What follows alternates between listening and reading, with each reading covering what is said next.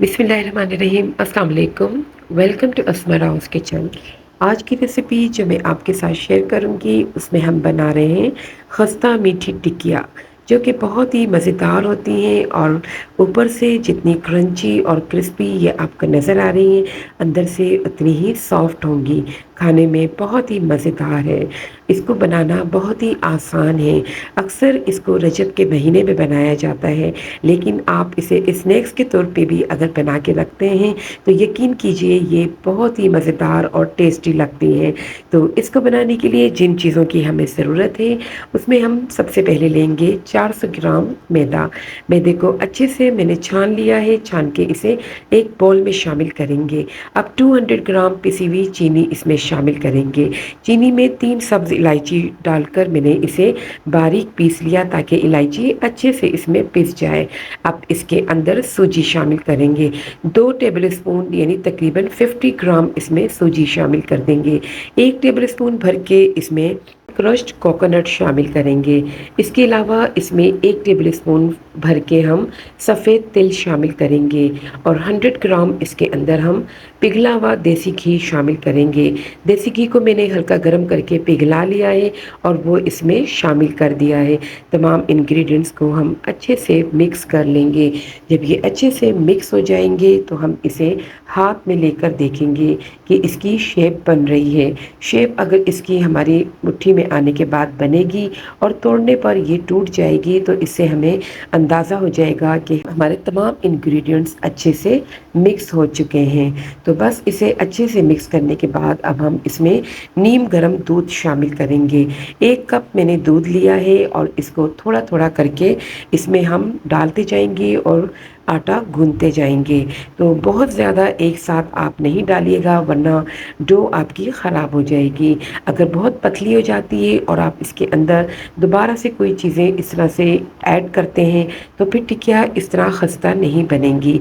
तो बस दूध को देखते हुए शामिल करना है, थोड़ा थोड़ा करके हमें दूध शामिल करते हुए आटे को अच्छे से गूंद लेना है और इसकी सख्त डो हमें तैयार कर लेनी है। तो बस आटा हमारा अच्छा सा गूंद चुका है और दूध भी तकरीबन हमारा हाफ बच चुका है।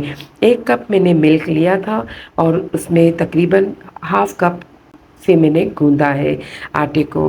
तो आटा हमारा अच्छा सा गूंद के एक अच्छी सी सख्त डो हमारी रेडी हो चुकी है। इसे कवर करके हम 25 मिनट के लिए रख देंगे, क्योंकि इसमें हमने सूजी शामिल की है। सूजी फूल जाती है और थोड़ा टाइम लेती है। तो बस 25 मिनट बाद जब हम इसे निकालेंगे तो हम इसे दोबारा से एक बार फिर से थोड़ी देर के लिए गूंद लेंगे। तो ये आटा हमारा बहुत ही अच्छा सा तैयार हुआ है। जितना अच्छा आटा गूंदेगा उतनी ही अच्छी टिकिया तैयार होगी। अब एक लंबी सी इसकी शेप बना लेंगे। चाहे तो आप राउंड शेप कर सकते हैं, जिस तरह से आप शेप देना चाहते हैं उस तरह से इसे बनाकर इसके 3 पीसेस कर लेंगे। 3 पीसेस में इसे हम कट करेंगे ताकि हमारे 3 पेड़े बन सकें। 3 बॉल्स इसकी हम बना लेंगे और इसकी राउंड शेप कर लेंगे। राउंड शेप करने से इस तरह से ये होगा कि ये जब हम इसको बेलेंगे तो ये आराम से बिल जाएगी। तो बस ये इस तरह से हम पेड़ों को तीनों को तैयार कर लेंगे। इस पर हम खुश्क आटा बिल्कुल भी नहीं लगाएंगे। खुश्क आटा लगाने की इस पर बिल्कुल भी ज़रूरत नहीं है।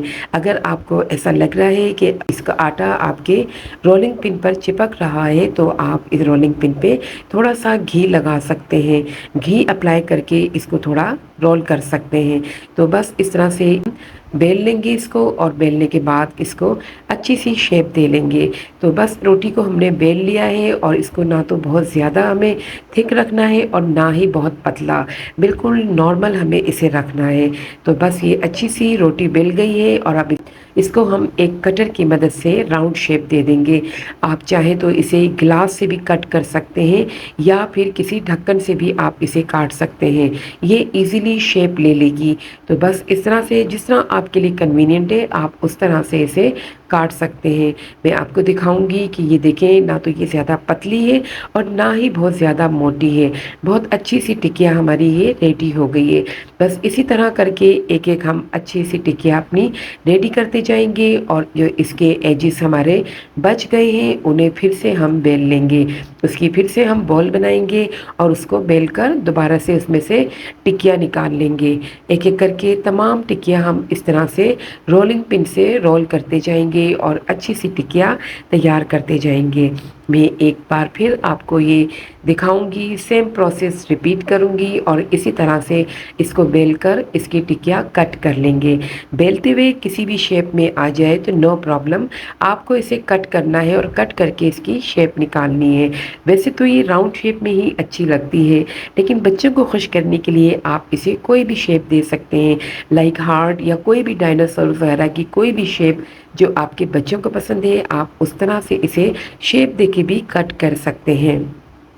तमाम टिकिया हमने इस तरह से कट कर ली हैं और कट करके इसे एक प्लेट में हम रखते जाएँगे और इसे कवर कर देंगे।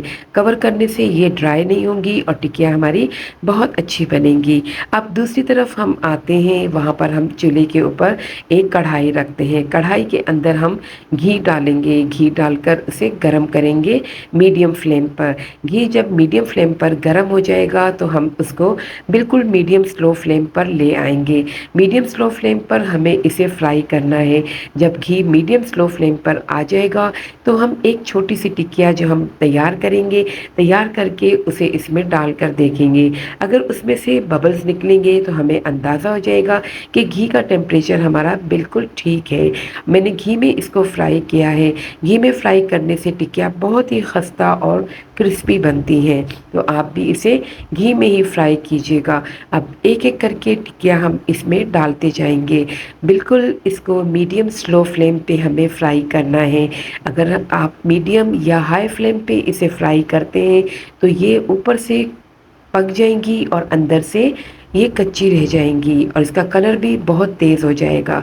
तो आपको इस चीज़ का ख़याल करना है। एकदम लोडेड हमें नहीं कर देना है ऑयल में इसको डाल के, बस जितनी बड़ी कढ़ाई है आप उस लिहाज से टिकिया इसमें थोड़ी-थोड़ी करके डालें ताकि ये टूटे ना। इनको फ्राई करना थोड़ा-सा टफ़ है क्योंकि टिकिया बनाना तो बहुत ईज़ी है, लेकिन फ्राई करते वक़्त अक्सर ऐसा होता है कि ये टूट जाती हैं। इस वक़्त इसको थोड़ा-सा सँभालना होता है, तो आपको इसे इस वक़्त बिल्कुल नहीं छेड़ना। जैसे ही आप इसे ऑयल में डालेंगे, आप इसे बिल्कुल भी नहीं छेड़ेंगे। 2 से 3 मिनट बाद जब ये पकेंगी, थोड़ा-सा सेट हो जाएँगी ऑयल में जाकर, तो आप इसे पलट देंगे।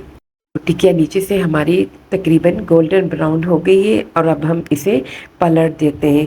उलट-पुलट करते हुए हम इसको अच्छे से फ्राई करेंगे। हम इसका गोल्डन ब्राउन कलर करेंगे। तो आप इसका जो कलर आपको पसंद है उतनी देर तक आप इसे पका सकते हैं और इसको अच्छा-सा कलर दे सकते हैं, क्योंकि रखने के बाद भी ये थोड़ी देर अच्छा-सा कलर ले लेती है। तो गोल्डन ब्राउन में इसे करूँगी, थोड़ा-सा लाइट कलर करके निकालूँगी, रखने के बाद इसका कलर डार्क हो जाता है। तो इस तरह से मेरी टिकिया का कलर बहुत ज़्यादा डार्क नहीं होगा। टिकिया हमारी बहुत अच्छी-सी तैयार हो रही है, बहुत ही प्यार से और बहुत ही आराम से उलट-पुलट इसे हमें करना है। बहुत ही मज़ेदार, क्रिस्पी और टेस्टी सी ये टिकिया हमारी घर में बाज़ार से भी ज़्यादा अच्छी बन जाती है। बच्चों के लिए तो बहुत ही ज़बरदस्त है। इसमें बहुत सारे न्यूट्रिशियस होते हैं क्योंकि इसमें हमने क्रश किया हुआ खोपरा और सफ़ेद तिल भी डाले हैं, जो कि सेहत के लिए बहुत ज़रूरी है और बहुत इसमें न्यूट्रिशियस शामिल होते हैं। अब एक-एक करके टिकिया को हम एक छलनी के अंदर निकालते रहेंगे। बिल्कुल आराम-आराम से हम इसे निकालेंगे क्योंकि हमें इसे तोड़ना नहीं है। इस वक़्त ये बहुत सॉफ्ट है, ये टूट भी सकती हैं, तो आपको इस चीज़ का ख़याल करना है। टिकिया हमने एक-एक करके निकाल ली है और बहुत ही प्यारा-सा खूबसूरत-सा इसका कलर आ गया है। इसे हम रख देंगे ताकि इसमें मौजूद ऑयल जो है वो निकल जाए और ये हवा के साथ-साथ कलर भी चेंज करेगी और खस्ता और थोड़ी-सी स्ट्रॉन्ग होती जाएगी, यानी कि फिर टूटेगी नहीं इस तरह। जैसे अभी ये ऑयल में निकलने के बाद बहुत ज़्यादा सॉफ्ट है तो टूटने का डर है। तो बस इसी तरह सेम प्रोसेस हम करेंगे और टिकिया भी हम इसी तरह ऑयल में डालते रहेंगे और उन्हें भी फ्राई करते रहेंगे। तो इन टिक्कियों को आप फ्राई करके एयर टाइट जार में 1 महीने के लिए भी स्टोर कर सकते हैं। पैकेट वाले बिस्किट से लाख दर्जे बेहतर ये टिक्किया आप अपने बच्चों को लंच बॉक्स में दीजिए और घर में स्नैक्स में खाएं, इसे टी टाइम में खाएं, बहुत ही ज़बरदस्त और बहुत ही मज़े की लगती हैं। तो न्यूट्रिशियस और प्रोटीन और कैल्शियम से भरपूर ये रेसिपी ज़रूर ट्राई कीजिएगा। मुझे उम्मीद है कि पहले की तरह मेरी और रेसिपीज़ की तरह आपको ये रेसिपी भी बहुत पसंद आएगी। तो वीडियो अगर थोड़ी भी अच्छी लगी है तो लाइक ज़रूर कर दिया कीजिए और अपने फ्रेंड्स और फैमिली के साथ शेयर करना मत भूलिएगा। चैनल पर अगर नए हैं तो सब्सक्राइब ज़रूर कर लीजिएगा ताकि हर नई आने वाली वीडियो आप तक सबसे पहले पहुंच जाए। मिलते हैं फिर किसी और बहुत अच्छी टेस्टी रेसिपी के साथ। तब तक मुझे दीजिए इजाज़त और अपना भी बहुत रखिएगा ख्याल। मुझे अपनी दुआओं में रखिएगा याद। अल्लाह हाफिज़। Thanks for watching.